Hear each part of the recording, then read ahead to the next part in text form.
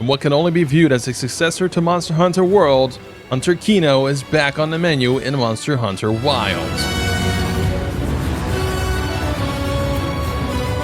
Promising a wider scope with vaster ecosystems and a richer story than ever before, Wilds excels at continuing that classic loop of hunt big monster, make shiny pants with said monster's skin, and then hunt harder monster to make even shinier pants routine. But it speeds up that process, making it by far the most accessible Monster Hunter game to date, with many streamlined features to cut out a lot of grind that some might have perceived as tedious or repetitive in previous games. But endgame still provides that grind that people love, so it satisfies both the casual and hardcore crowds. The series is always changing each game, and Wilds is no exception, with a focus on a new wound system in combat, allowing players to create wounds on parts of a monster they attack and break them with a focus attack. You can also open up wounds during a mount, which finishes with a really cool animation.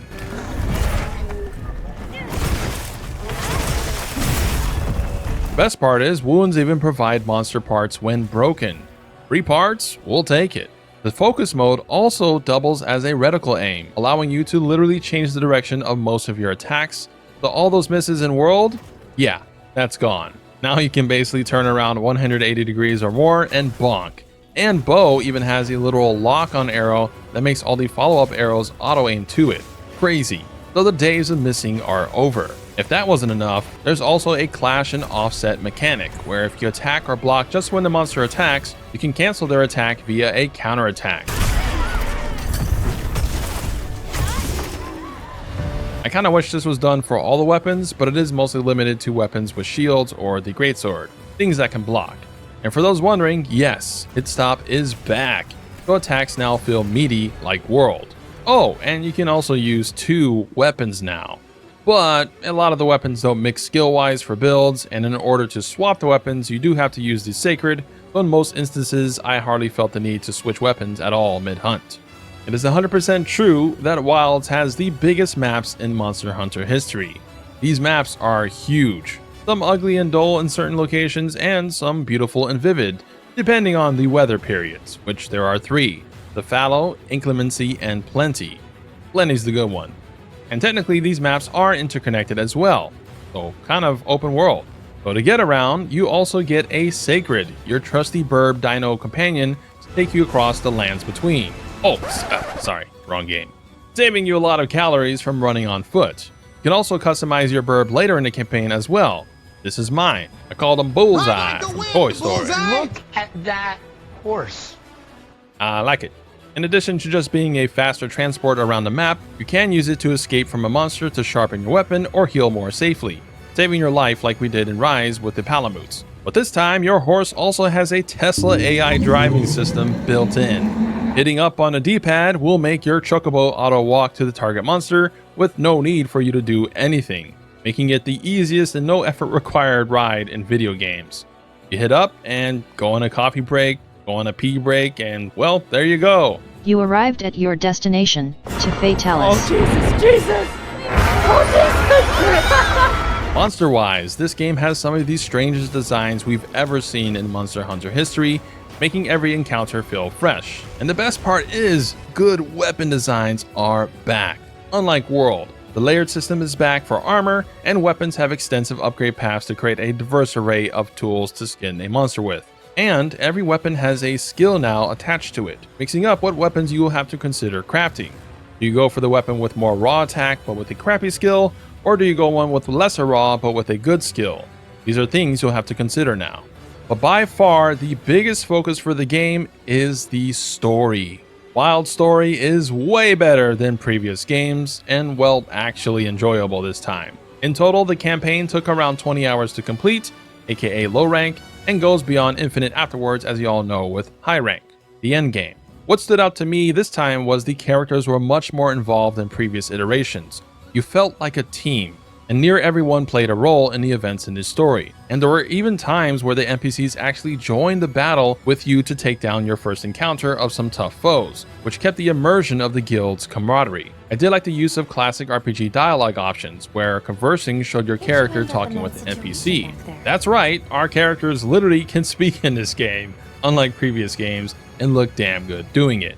Oh, and your cat can also talk, but I would recommend turning that crap off. The one annoying character was, ironically, the kid, which this whole story revolves around. So he is handler tier in a different way. But speaking of handler, our new handler, Alma, follows you everywhere like Michael Myers, and is basically a walking quest board. Each region has a main base camp with facilities like the smithy and whatnot, but aside the smithy, most of your quests or prep needs are all filled by Alma or the camps. And you can have multiple camps in each region called pop-up camps that you discover and place down and can customize it if you want, and that serves as a waypoint basically for you to teleport to so you don't waste much time riding to your target from the base camp. Again, quality of life, streamlining, that's what this game excels at. Now, while I mostly played solo, you do have the ability to play with up to 4 people in online co-op to hunt monsters together for an epic fun time. You can now join up to 8 total squads hosting 50 people each. There's link play, SOS flares are back to call people mid-hunt. There's basically a lot of features for multiplayer madness. Or if you're a loner, like me, you can call in the AI NPC support hunters to simulate that co-op experience. And they're actually pretty good, and their deaths don't count toward your cart limit, which is nice and probably makes them better than most randoms. So those are the main new features and good points for Wilds. Now we'll get into the negative. By far, the biggest question mark was performance. It always was since the beta, and going from the beta to the full game with the supposed fixes, I still think they need a lot of work to do, at least on PC. Basically, without DLSS and frame gen, I can't get a locked 60 consistently at 1440p. And I have a 4070 Ti and a Ryzen 9 7800X3D, and still I would drop some frames. Although for context, with my OBS running, I do lose about 10 frames. So what you're seeing on there is about 10 frames lower depending on the location. But with DLSS on performance mode, which kind of ruins the quality a bit, I am able to get above 120 FPS around to 140, maybe 150 at max, maybe 160 sometimes. So it is a lot better with frame gen, which they recommend doing, but there are some locations where I actually don't get that good FPS. Example, the base camp and a desert map, I still kind of drop down to like the hundreds-ish. However, frame gen does affect the game negatively in that, let's say the training room here, if I spin around with the camera, you can see a lot of ghosting, and obviously it adds a bit of latency to your game. So that is a drawback to frame gen, which previous games like Monster Hunter Rise or Monster Hunter World were able to achieve like above 140 FPS easily without frame gen. Obviously, Wilds is pushing a lot more graphics and bigger maps than those games, but was it really worth the punch to performance? I don't know. Graphically, Wilds does look great, but in some cases it doesn't. There was a lot of popping during the cutscenes. Some dialogue segments had very strange lighting, like really overly bright. Some textures look like PS3 era textures, and I've also had at least 24 crashes. Some other reviewers said they've got none, but during a quest start usually I would get a crash, usually when I first started the game up for that day. And the last hiccup is an annoying visual texture bug that spazzes out every time so often behind the player. So if I'm getting inconsistent visuals and FPS with my rig, then a lot of people are going to experience worse things. The second big negative for me is the maps and exploration. While the maps are big, it ain't open world like Elden Ring, and the campaign really bogs this down by putting you on rails often, where you're just walking and chatting in these 4 slow segments with no real control over your character, for nearly every new hunt to a new monster.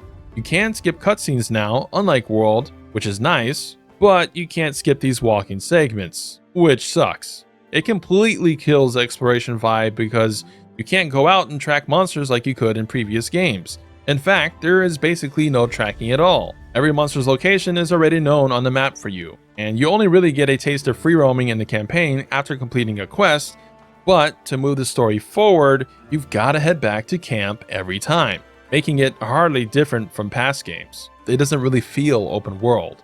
Obviously, in the endgame, this issue is gone, but the third negative impact is the sacred. The automation and the fact that every single monster is already known on the map makes exploring almost pointless. Each map has just as much endemic life and gathering points as World, but you ignore it because you have automation. Like, look at this cute bird. Aww. Oh, that's not good. Well, see, if you use automation, you would have missed this completely. Convenience can truly go too far. It's basically to the point where I don't know where any location is at, or how to get to this spot, or where monsters starting locations at, because as soon as I start the quest, I just hit up on the D-pad and never have to worry about anything. So it's a double-edged sword. I think they should have unlocked it after high rank, that way you can sort of learn the maps and see the maps yourself, but I digress. So those things are the big negatives, and from here it's just small ones like the canteen no longer being a thing. All your meals are made in your tent or occasionally given from NPCs, but the art of going out and finding items to upgrade your canteen and getting infinite meals is gone. You have to manually farm or trade for ingredients, and if you run out of those ingredients, you can't make that meal. Now granted, meals are now time-based instead of quest-based, so they now last 30 minutes to an hour, which is one upside, but they could have just kept it like before and made that timer based and it would have been perfect. And I had some issues with the camera since the focus mode zooms in, and against some monsters it was difficult to see or aim since they took up the entire screen. And there's a couple map segments where you fight some monsters and there's basically zero space to fight them in. Like if you remember the Verdant Hills map from the older gen in the Area 9, it's like that. And we don't even get a big house or room anymore like in the previous games, which is strange again considering the open world feature. You would think they would give us a house to decorate and put our endemic life into like world, but we don't. Bummer. As far as difficulty, okay, listen.